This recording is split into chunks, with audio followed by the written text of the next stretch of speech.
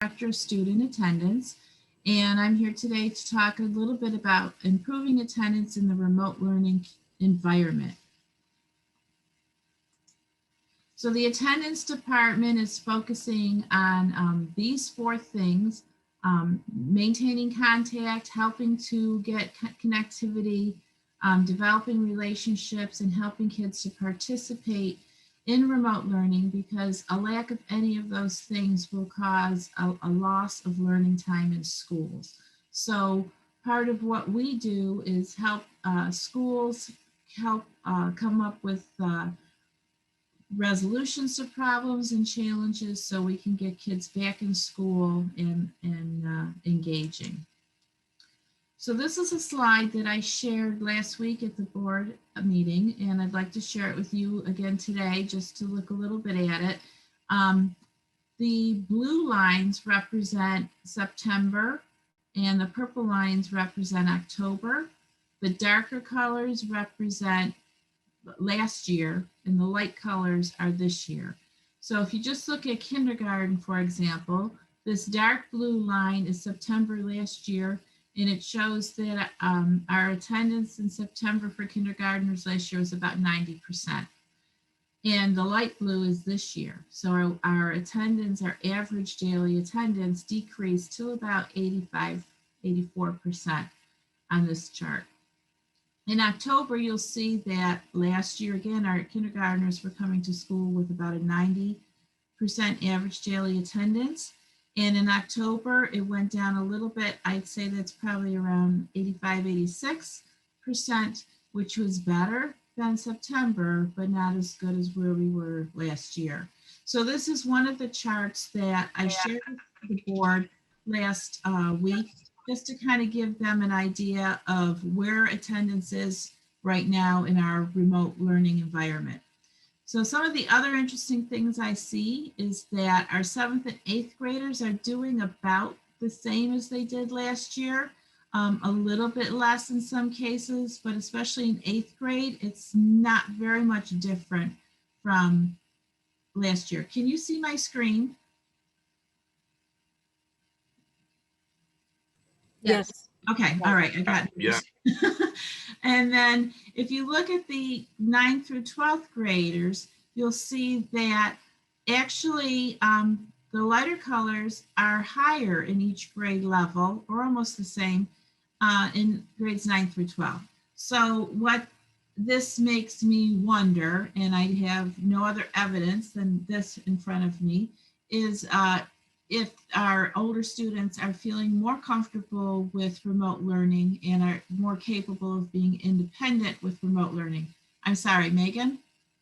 I was just going to say, well, I'll wait till the end when we have questions. I just have okay. Yeah, and feel free to put questions in the chat, and Dr. Peluso will address them at the end of the Great, thank you. I forgot to say that.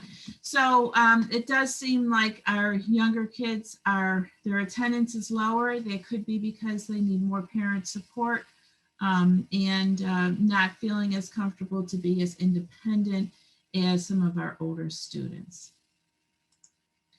So our attendance policy during remote learning, this is very different than what we've ever had before.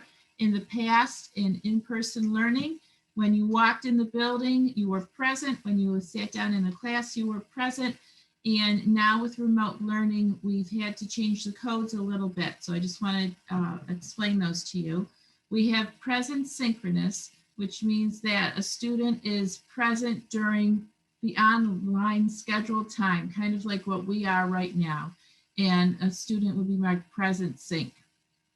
A student can also get present sync if they participated in a teacher's office hours for that day.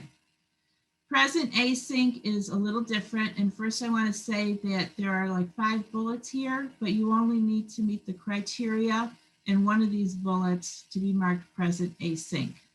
And that means that the student is not engaged exactly in the time that we are meeting, like right now. It could be if, for example, if this was a lesson, a student watched this recorded lesson at a later time or completed the work offline, they would get a present async.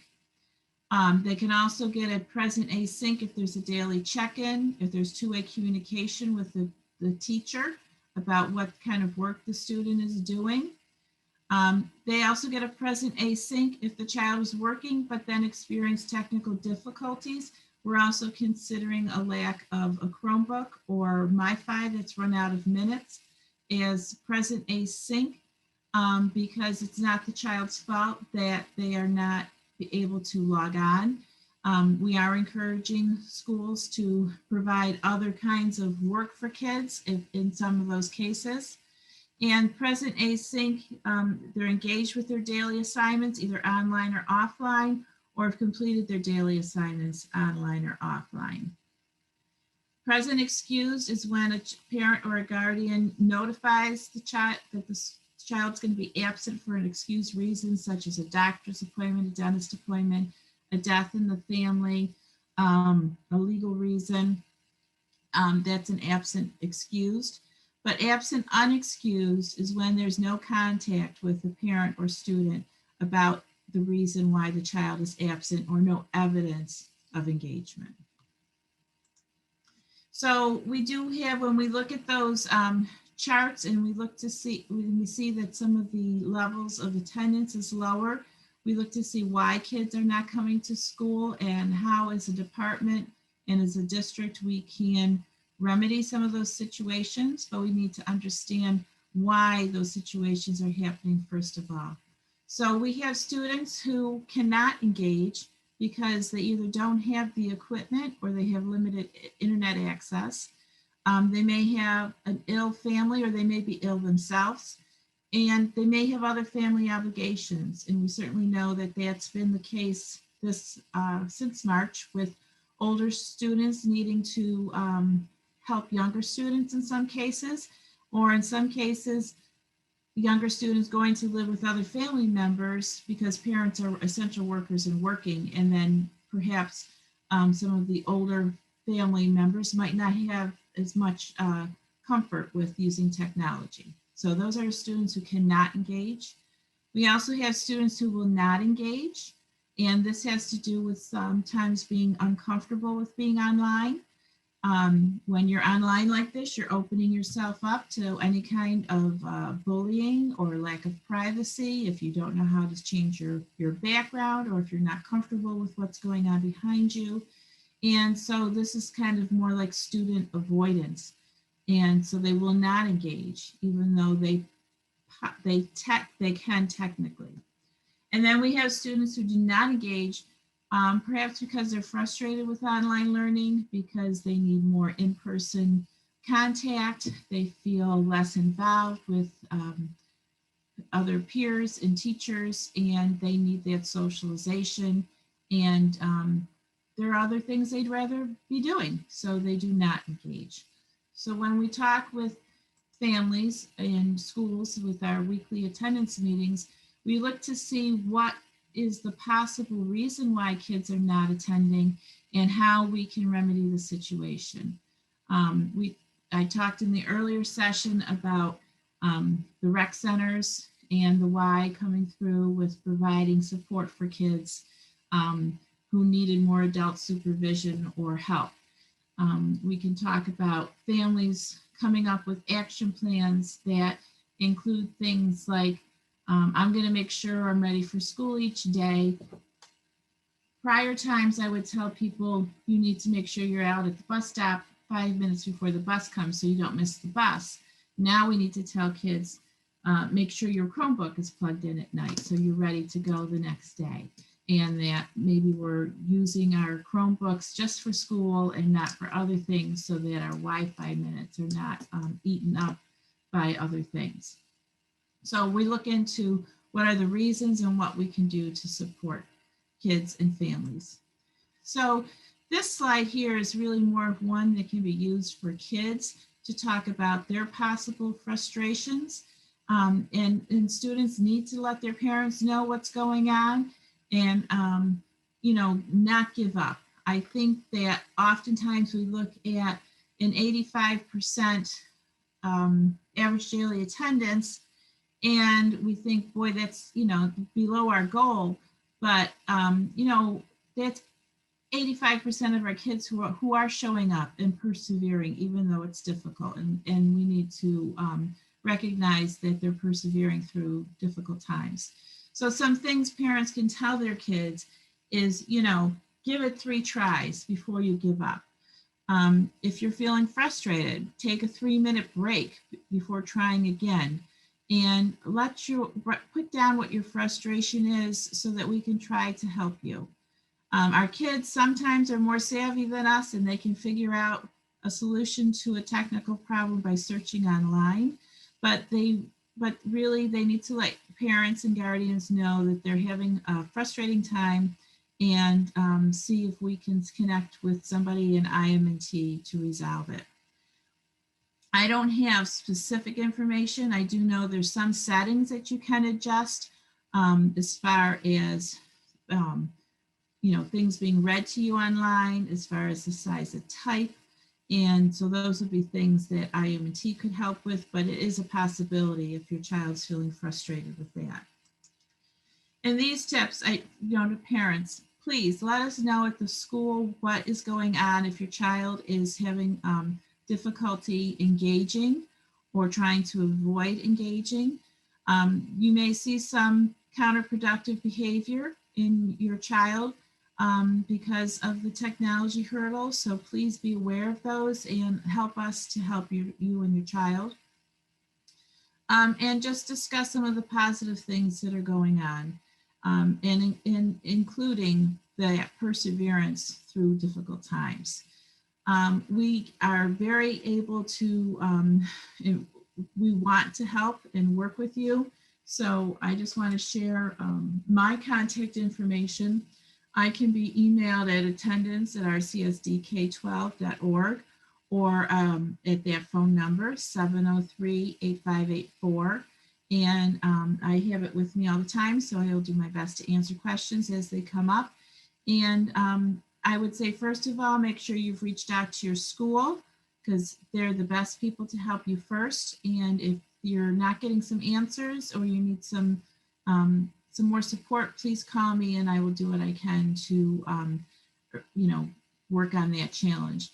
And the Office of Parent Engagement is also available to help deal with any situations that you're having. So, Carmine, that's basically all that I have for this presentation, but if there's questions, we can open it up. Yes, I do have a question. I think Ms. Reddington, you're up first. Hi, yes, thank you. I am a parent. I have 3 students in the district, and I'm also I'm a building substitute teacher right now as well. So first I want to say it's really helpful to see that remote learning attendance policy. I'm wondering if that's something that has been widely spread for parents and teachers and the community to see, because I don't, that's the first time I've seen that actually written out.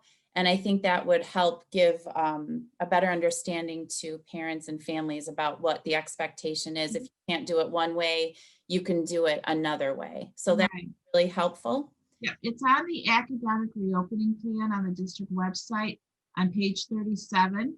And it lists all of that. Yeah, I've had to tell people that. Yeah, I would never, that's not accessible to parents. I mean, maybe there's another way we can get that out, but. It's on the district website. Okay. Yeah, so you go to the district website and then go to reopening plans and you'll see academic reopening plan. And it's right. Yeah, so maybe like if principals had that to share with parents. Sure. And then my other comment is just that, so attendance in high school looks like it's higher, but as you said, you don't have any other evidence other than what you were showing on the graph. And I can just tell you that kids are turning on, they're logging on their Zoom, and then they leave. So their name is up as though they're attending, but many times a teacher will call on a student and there's just silence. Mm-hmm. I just want to be clear that these attendance numbers are, they look promising in high school, but I'm really concerned about the kids that are not attending, because there's so many distractions at home. I just want to paint a rosy picture that remote learning is working, because from what I'm experiencing and seeing in the district, we really need a clear plan on what we need to do in order to get our kids back in school safely. And even if that means just providing parents guidelines or benchmarks, what is it going to look like when we do return to school? I think kids would feel like there's a chance, because so many kids are missing school. And even if they know that there's a chance we could return when the conditions are like this, they may be more willing to attend in their classes. I think so many kids are giving up at this point. They feel like, we were told we will continue online at this point with no other details. So as a parent, I'm asking for more information, more transparency, so that we know what we are, hopefully when we are going to return, under what conditions. Yeah, and I'll let Dr. Caruso address like the reopening, but I just want to say that I have had teachers ask me about what to do if the camera is not on, or if the child was there for a few minutes and then wasn't there afterwards. And my guidance has been, what would you do if we were in-person learning? If you come into class and a child is there but puts his or her head down, they're still present in the attendance world, but you're still concerned about that child as far as engagement and instruction. And you would want to reach out to the child and the family to see what to do. So I think during this time, attendance and engagement and instruction are kind of blurred. And I understand that concern. And I have suggested that, that is how to handle it, that you still need to reach out to the family and express your concern. Great, thank you. You're welcome. Dr. Caruso, did you want to address the reopening? Couple of them. Good afternoon, everyone. I'm Dr. Pluso. I'm one of the school chiefs here in the district. So Ms. Hoffa hit it right on the head regarding engagement and attendance, looking at them very differently. I will say that we're about to hit the first quarter report cards, and we'll have a real good sense of really student learning and where they are based on incompletes, failures, A's, B's, C's, D's. We'll be looking at all those data, and we'll be making determinations. I know the superintendent was in the last group, and I'm sure she would have loved to have been here for this question that you asked about a plan for reopening. I think she's working with us to kind of get a detailed plan to communicate to all stakeholders. And I believe she'll be sharing some information on Thursday with the board regarding what reopening would look like and what a plan is for reopening. I do know there are some concerns as we're in a yellow zone and what it looks like to be in an orange or particularly a red zone. If we get there, and the capacity for testing within the city and how we could kind of handle that. So all of that will be presented, and I think she'll be sharing a plan on Thursday to kind of let the community know where we're at. Thank you. You're welcome. I believe Ms. Perry had a hand up, and then I'm going to go to Ms. Brown after Ms. Perry. Okay, so I have a question. My daughter has been marked absent a couple times, so during certain times, and I fixed it, but it's become an issue because like sometimes there's like issues with like the remote learning, or they mark her absent when she's not actually absent. And I'm just wondering what I should do about that, because it's happened like 3 or 4 times already. Right. So you did exactly what you should do, notify the school. One of the things that's going on this year, I'm guessing your child might be in grades kindergarten through 6. That is correct. She's the second. Okay. So what is happening is homeroom attendance is how we calculate attendance right now in K through 6. So if she is attending, but maybe late to homeroom, or that hasn't been submitted and was present later on in the day, only the homeroom attendance is being recognized as part of the calculation. In the old days, we would walk through the main office and say hello to the head secretary, and the secretary would mark the child tardy and give your daughter a pass to go to class. And now that doesn't happen. There's no like gateway to go through.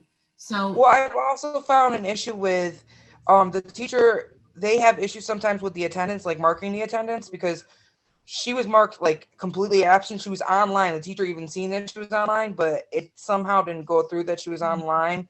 So it was marked that she was absent. The other one is in 4th grade. It was Yeah. marked that she was absent, but she was actually there. So the teacher corrected it. Yeah. But I kind of see that there's little like issues with the attendance. Like, I'm not sure, like maybe if it's just like a computer thing or what it Well, is, but it's yeah. kind of like frustrating. Sure. And I think we're all learning. You know, I think that for a lot of our teachers, they are trying to mark attendance on the same computer. They're trying to run a lesson in the same screen. So sometimes the recording doesn't happen as quickly as we would like it to. So yeah, I think that staying on top of it as a parent and making sure that it's correct will help everybody in the long run while we're adjusting to this world where we're trying to take attendance at the same time as teaching a lesson. And if I can just jump in, Ms. Hoffer, one of the other safeguards, so PowerSchool is our student management system, and we have created a report for schools to use so that they can monitor as well if there's been a present throughout the day and a K-6 student is marked absent, they can rectify it. So we're working on both ends to make sure that, you know, we're assisting schools and assisting teachers, and then we can let teachers know, and if they need to correct the attendance, they can go in and do so. Thank you. I think I'm next. Hi, Kirsten Brown Warren, School 12 parent. My question was very similar to Ms. Perry about attendance. And I consider myself, I guess, a more savvy parent who does check PowerSchool. I know that a lot of parents don't have access to it or don't know that it exists or don't know that they can check their child's attendance. I received a letter from the district saying that my child was absent more than 3 times. And I contacted my teacher. My teacher seemed to not understand why I received this letter. I did let the teacher and principal know. So at this point, do I come back to the district to get that corrected, or how do we get that corrected? Also, I have another child who was absent from specials on a half day where there was no specials held. So I'm also wondering, is there some type of glitch? And my concern is with my school is a CIS school. I think that's how you say it. And I know that attendance matters when the state comes back and lets us know if we're in good standing, and this just concerns me that there are so many glitches with attendance. And I'm wondering if maybe teachers might need to kind of look at it again in some type of training, or I guess specifically I can contact you on my own, but I just want to say that out loud just in case another parent might have that issue or might not be checking attendance. Right. So thank you very much. I think reaching out to the school first, but if you would like to email me or call me on Monday, I can look and see that the attendance has been corrected. One of the things that also is able to happen this year that's different is teachers can go back and make updates in attendance based on students submitting work. So teachers do have the ability to make those changes and make any corrections that need to have happen. And I'd be very happy to hear from you on Monday, and I can check to make sure that's been done. But for everyone else out there, first, please reach out to school. And if you're not getting a satisfactory answer, please contact me and I will follow up. And one quick comment on the half days. So some schools will keep a normal schedule that day. In the system, they can modify it to only have certain periods. You are a K-8 building, so that might also be why they kept the normal day. But if they're present for the day and then absent in specials, it's like an absent alt special just because they didn't meet. That does not negatively impact your accountability status, the CSI status, or whatever a school may be at the time. So just so you know, as long as the student's present overall, that's what positively contributes to that metric. Ms. Hill, did you have a question?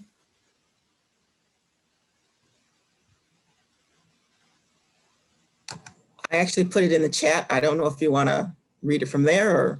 You could go ahead and ask. Go ahead. Well, I had stated in the chat, as an educator, I agree with Ms. Reddington as far as at the high school level, our students coming on and then we call it going ghost. Okay. And, but my question was on Wednesday, because teachers have office hours and there's no class per se. And if the students, I know if the students attends the office hours, we mark them present. However, if you have no contact, and are we to leave it present asynchronous? That was my understanding, but I just want a clarification on that. So, yeah, so present async on Wednesdays, it is an expectation that teachers are providing some sort of support or some sort of activity or some sort of engagement on that Wednesday, some learning activity. As long as students are completing that, as long as there's a check-in with students, that could be a present async for that Wednesday. Now, if a teacher asks for an assignment to be completed and turned in that Wednesday and it isn't, then that could be an absent for that day. But knowing that a kid could turn it in at any moment's time to make it change back to a present async. We have some flexibility where attendance can be continuously adjusted when students complete work as present async versus present. I'm back. I'm sorry, I got caught off halfway through that conversation. It was, you were starting to talk, Ms. Hill, about Wednesdays. I'm not sure. Dr. Yep, I think we should be. Okay. Oh, you're all set, Ms. Hill? And I see you, believe Ms. so. Payton.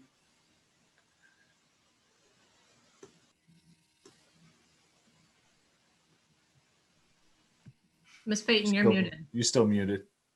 And then Ms. Perry, you'll be after Ms. Payton. Sorry. Hi, my name's Eleanor Payton. I am a School 12 parent, and I also work at School 12, Monroe Upper School. My question is specifically about the Wednesday. There's been a lot of question about Wednesday on behalf of the teachers. So when you presented, Ms. Hoffer, when you presented the data, I'm pretty sure that that's at least 20% inaccurate, because the one day, that Wednesday, I have students that are absent Monday, Tuesday, Thursday, Friday, but they're marked present asynchronous only on Wednesdays.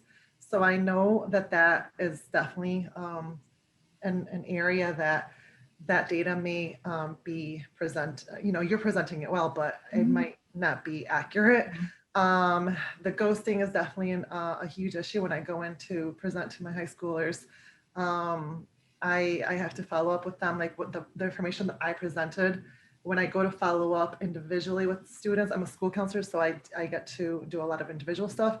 I'm not getting the students really understanding the information and really following through.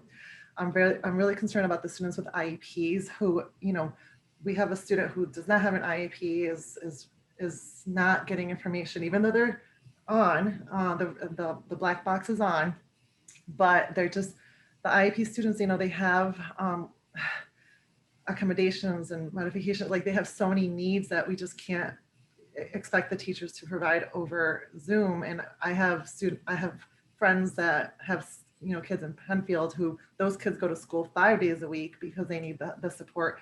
Those kids, even though they're present, I think that we're really developing a huge gap, as the school year keeps going on. And then my last concern is the ENL students, English as a new language students. I have two concerns for them.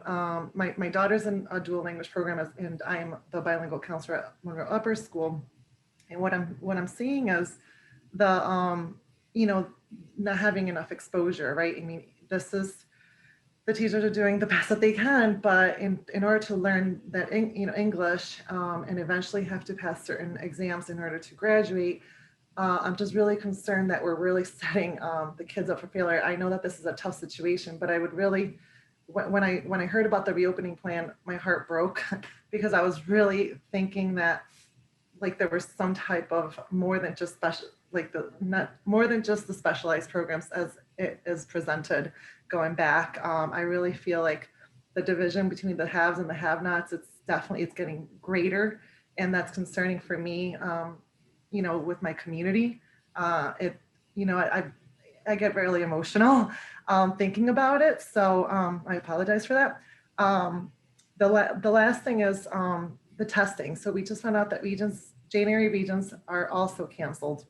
So that makes me wonder, are the nicest slot going to be also canceled? And if so, this year I have a pretty good number of students who had to continue with their ESL services as they were 2 years ago, because that's, just what we do. but I have a good number of students that are not taking their graduation requirements because there's no room further in their schedule because they need all this ESL support. But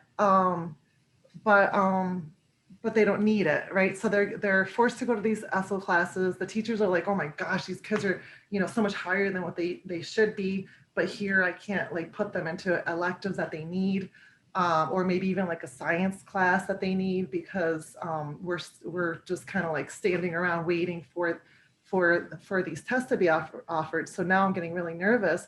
Are we going to go into 2021 using 2019 scores? And these kids are like, we're just wasting their time instead of really utilizing their time effectively. So anyways, I know that's a lot. I am just all over the place because I have a daughter. I'm a community, I live in the community and I'm very passionate about seeing it, grow. And then as a high school counselor, I'm just like really just struggling with the reopening plan being the way it is when our suburban, friends are getting so much more. So I'm just really hoping that you guys can consider my concerns. Absolutely. You have a lot of great information there. And I think in the reopening plan that the superintendent will present, you'll see some of your concerns addressed.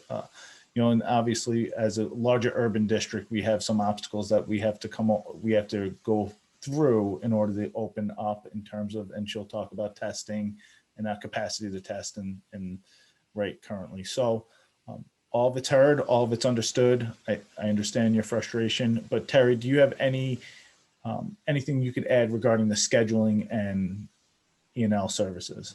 Yes. So Eleanor, we don't know right now about NICESLAT. I mean, we're hoping since that assessment normally takes place in April and May, we may be able to still give it. Again, that's a state, that's not us, that's the state. But even thinking through it, they've made modifications, right? So the state at first said that we're going to hold all commanding students to still receive services, and then they took that back. So I think as we continue to go through this, there might be leeways. And again, we might, that might be us as parents. Sorry, everybody. I work in the district. I'm also a parent in the district. But if we can start advocating to the state, both on our parental side and, as our educator side, we need to make some modifications and maybe we can take teachers into account. So we, just in the last session, one of the parents was like, what can we do as parents to advocate? That might be an avenue that we could really think about reaching out to the state just to make considerations and, again, possibly impacting if we have evidence that our students are performing, can we allow them to take them? The other piece to scheduling would be, if you have entering students that are doing 2 standalone units, if we can really figure out the way through course request and staffing for next year to provide the second unit, not as a standalone, but in a second content area, right? So they get the ELA support, they get their standalone. The third unit is flexible enough to be in a content or as an additional standalone.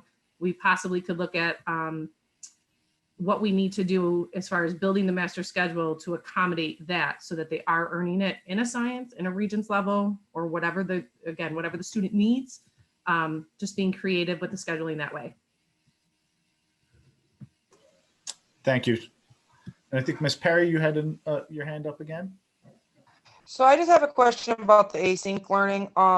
My kids are obviously in younger ages, like they're in 2nd and 4th grade. I make sure that they're on Wednesdays doing like Zern or other programs that they have on there. Would that be marked as them being present because the teachers can see that they're active, like doing like activities that are assigned and stuff? Absolutely. That's a perfect example. Yeah. Okay, thank you. You're welcome.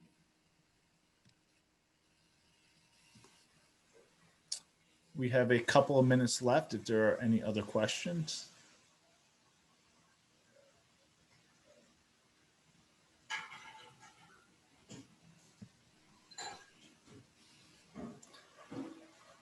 So I'd like to thank Kirsten Brown for bringing up the glitches in attendance, because there's been glitches with my daughter in reference to attendance, and that I've had to straighten. Some of them I've had to straighten out, and some of them maybe I didn't even bother straightening them out. But what I am going to do as a commissioner is that the legislative agenda, I am going to mention it to some folks. If we could probably get a waiver when it comes to using attendance as a way to authorize, put you in in a receivership. That's one of the metrics that they use. I'm really gonna, all I gotta do is say no, but I'm gonna ask if we could get a waiver on that, because we're trying to work this system out. And don't be putting those extra schools in receivership because of attendance when we have glitches in the system. And so thank you for Kirsten Brown for letting me know that it ain't just me as a parent. All right, that's all. Thank you, Commissioner Adams. I appreciate that.